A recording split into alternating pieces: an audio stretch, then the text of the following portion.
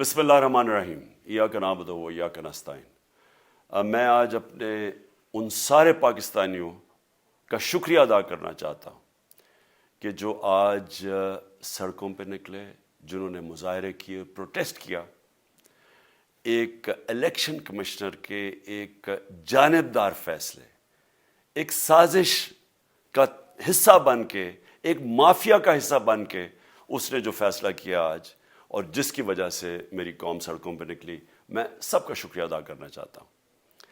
پہلے تو میں اپنی قوم کے سامنے یہ رکھنا چاہتا ہوں یہ کیا فیصلہ ہے، یعنی یہ توشہ خانہ کیا چیز ہے؟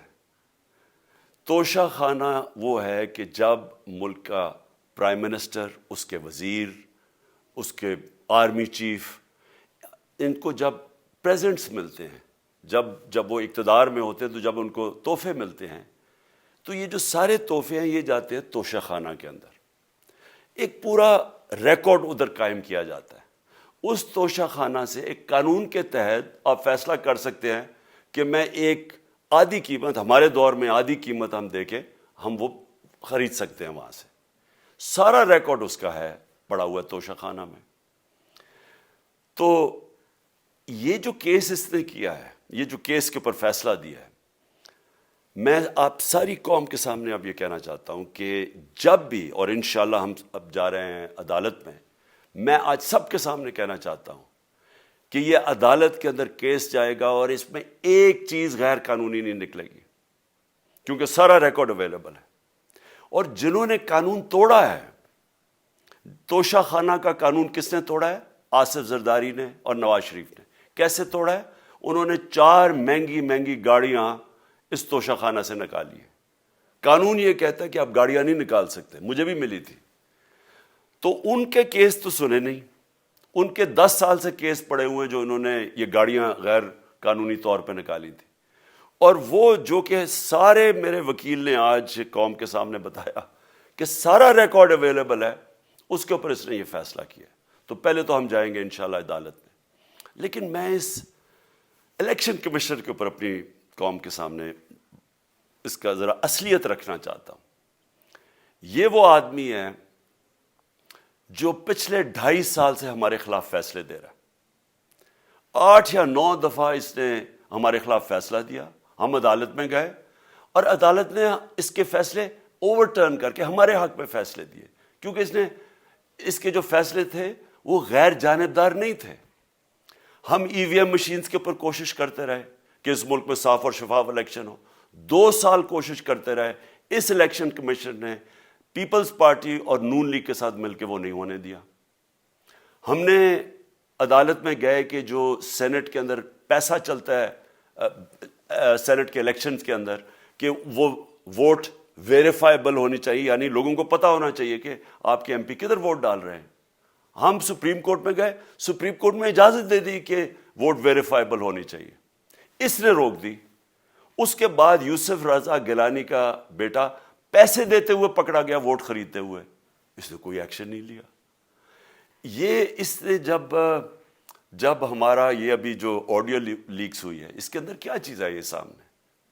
آڈیو لیکس میں یہ سامنے آئی کہ نون لیگ کے ساتھ بیٹھ کے یہ فیصلے کر رہا تھا کہ کون سے حلقے ہمارے کمزور ہیں اور کدھر پی ڈی ایم کی ووٹ جو تھی ہمارے حلقوں سے دگنی تھی۔ اس نے ان کے ساتھ بیٹھ کے فیصلے کیے۔ یہ جو ابھی حال ہی میں الیکشن ہوئے ہیں، اسی الیکشن کمیشن نے، اس نے پہلے بھی جب پنجاب کے بائی الیکشن ہوئے تب بھی پوری الیکشن کمیشن کی مشینری نے ان کی مدد کی، اور اس کے گورنمنٹ بھی پنجاب میں انہی کی تھی، گورنمنٹ کی مشینری نے بھی پوری مدد کی۔ اس کے باوجود دونوں دفعہ یہ الیکشن ہار گئے، اور الیکشن اس لیے ہارے کہ پاکستان کی قوم ان کو ریجیکٹ کر بیٹھی ہے، اور اللہ کا شکر ادا کرتا ہوں ہمارے ساتھ کھڑی ہے۔ جب ہماری گورنمنٹ گئی تب سے یہ مافیا کوشش کر رہا ہے کہ تحریک انصاف کو ختم کرنے کی۔ پہلے تو انہوں نے گورنمنٹ گرائی بیرونی سازش، پھر انہوں نے کروڑ روپیہ خرچ کیا، 20 یا 25 کروڑ روپے کی ووٹیں خریدی، لوگوں کو لوٹا بنایا، ہماری گورنمنٹ گرائی۔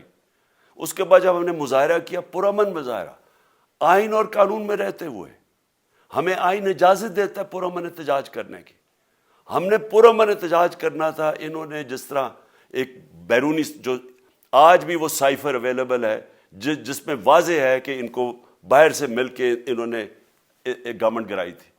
سب کو پتہ ہے سندھ ہاؤس میں 20-25 کروڑ روپیہ چلا اور گورنمنٹ انہوں نے گرائی.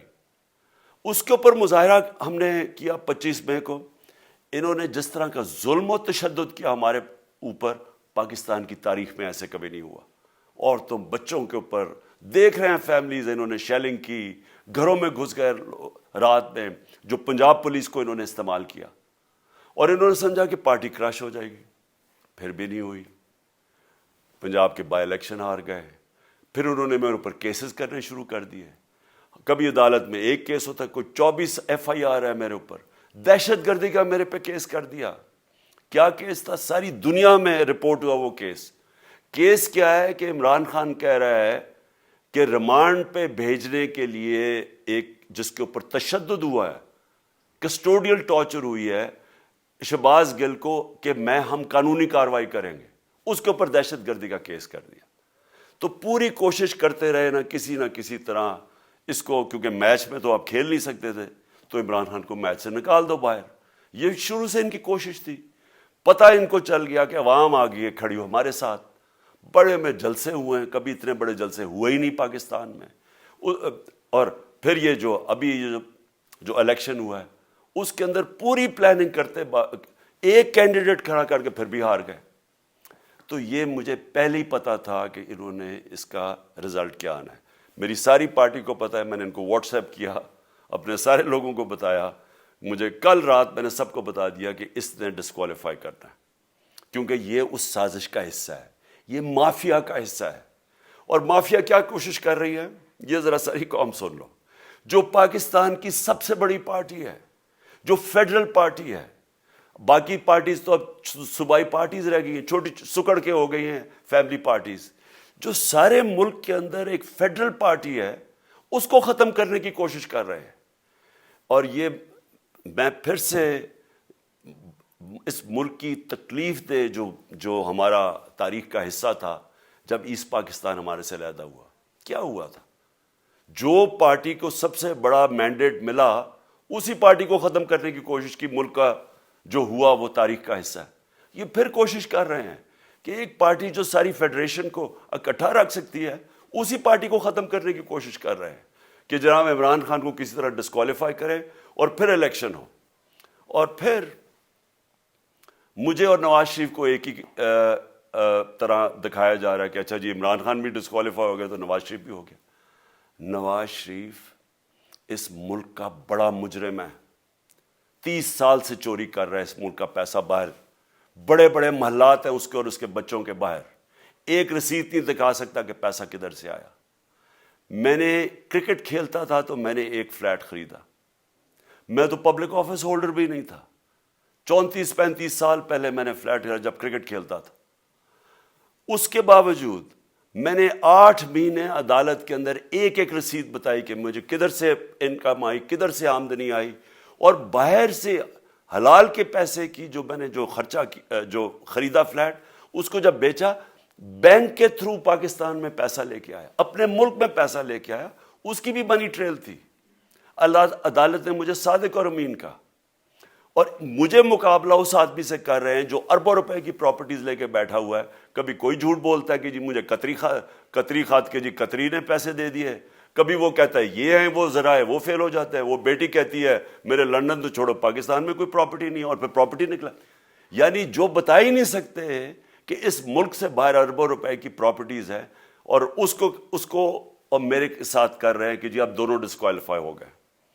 اور جو سب سے شرمناک چیز کیا ہے کہ جس آدمی کی ساری پراپرٹی سب پاکستان سب ڈکلیئرڈ اپنے نام پہ, اس کو ڈسکوالیفائی کر رہے ہیں, اور یعنی میچ سے باہر رکھنے کی کوشش کر رہے ہیں. اور کن کو اس ملک میں بچایا جا رہا ہے؟ اس ملک کے بڑے بڑے مجرم جن کے اوپر اربوں روپے کے کیسز ہیں, وہ آ کے پہلے تو ان کو سازش کے تحت ملک پہ بٹھایا جاتا ہے, پھر وہ قانون اسمبلی میں بیٹھ کے نیب کا قانون چینج کرتے ہیں اور 1100 ارب روپے اپنا معاف کروا لیتے ہیں. قوم جب نیچے پسی ہوئی ہے آج مہنگائی میں، بے روزگاری میں، 6 مہینے میں انہوں نے ملک کدھر سے کدھر پہنچا دیا ہے.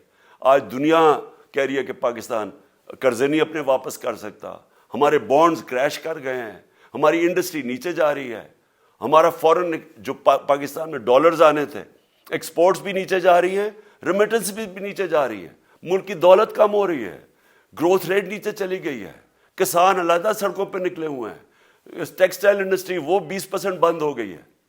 6 مہینے میں وہ پاکستان کو یہاں لے کے آئے ہیں اور اپنے صرف پیسے بچا رہے ہیں، صرف آ کے اپنی چوری بچا رہے ہیں. اور جو آدمی 26 سال سے سٹرگل کر رہے ہیں اس ملک میں، قانون کی بالادستی ہو، انصاف ہو، احتساب ہو، اس کے اوپر کیسز کر رہے ہیں اس طرح کے، صرف اور صرف میرا منہ بند کرنے کے لیے. میں آج اپنی ساری قوم کے سامنے یہ آپ سب کے سامنے یہ وعدہ کرتا ہوں کہ میری جتنی بھی زندگی ہے وہ ان چوروں کا مقابلہ کرنے کے لیے. میں اس کو سیاست نہیں سمجھتا، میں اس کو جہاد سمجھتا ہوں. یہ جو مافیا بیٹھا ہوا ہے جس کا یہ حصہ ہے یہ الیکشن کمشنر، میں جب تک زندہ ہوں میں ان کا مقابلہ کروں گا. میں اپنے سارے آج جو پروٹیسٹرز بیٹھے ہیں، میں آپ سب کو آج پہلے تو شکریہ ادا کرتا ہوں. اب میں کہتا ہوں کہ اب آپ پروٹیسٹ ختم کر دیں. آج آپ پروٹیسٹ اب ختم کر دیں کیونکہ لوگ اس وقت مشکل میں ہیں اور میں نہیں چاہتا کہ میری قوم مشکل میں ہو. لیکن آپ سب تیاری کریں. میں نے کہا تھا مہینے کے اینڈ میں لانگ مارچ کروں گا اور میں پوری طرح انشاءاللہ اس ملک کی تاریخ کی یہ سب سے بڑا پروٹیسٹ ہوگا. اور یہ صرف لانگ مارچ پہ ختم نہیں ہوگا، یہ میری حقیقی آزادی کی تحریک چلتی رہے گی جب تک اس ملک کے اندر قانون کی بالادستی قائم نہیں ہوگی. اس طرح کے چور، اس طرح کے ڈاکو، اس طرح کے مافیا، اس طرح کا یہ کرپٹ الیکشن کمشنر جب تک یہ بیٹھے ہیں میری یہ تحریک چلے گی. اور میں اپنی ساری قوم کو آج کہہ رہا ہوں کہ یہ ملک ایک فیصلہ کن موڑ پہ ہے. اگر ہم جو اللہ کا حکم ہے کہ ظلم اور ناانصافی کے سامنے کھڑے ہو، جہاد کرو، اللہ کا حکم ہے امر بالمعروف، اچھائی کے ساتھ کھڑے ہو اور اس طرح کے چوروں کے خلاف کھڑے ہو، جب تک ہم قوم اس فیصلہ کن وقت پہ اب جدوجہد کرنے کے لیے تیاری نہیں کریں گے، ہم ان چوروں سے اپنی جان نہیں چھڑا سکیں گے. جہاد اللہ نے ہمارے پہ فرض اس لیے کیا ہے کہ جب ہم ظلم کا مقابلہ کرتے ہیں اپنی بہتری کرتے ہیں، ظلم کم ہو جاتا ہے. جب ہم اس طرح کی ناانصافی اور ظلم کے سامنے سر جھکاتے ہیں ہماری معاشرہ تباہ ہو جاتا ہے. جب معاشرہ اچھے اور برے کی تمیز ختم کرتا ہے، یہ چور جا کے ملک کا فیصلہ کرتے ہیں، وہ معاشرہ کو تباہ کر دیتے ہیں. ہم آج اس فیصلہ کن وقت پہ کھڑے ہیں. میں آپ کو کال دوں گا، پھر سے میں آپ کو کہوں، اور انشاءاللہ اس ملک کی تاریخ کی یہ سب سے بڑا مظاہرہ ہوگا، یہ سب سے بڑی پروٹیسٹ موومنٹ ہوگی اور یہ رکے گی نہیں. اب یہ جب تک ہم اس ملک کو حقیقی طور پہ آزاد نہیں کرتے، یہ میری پروٹیسٹ موومنٹ اب چلتی رہے گی. پاکستان زندہ باد.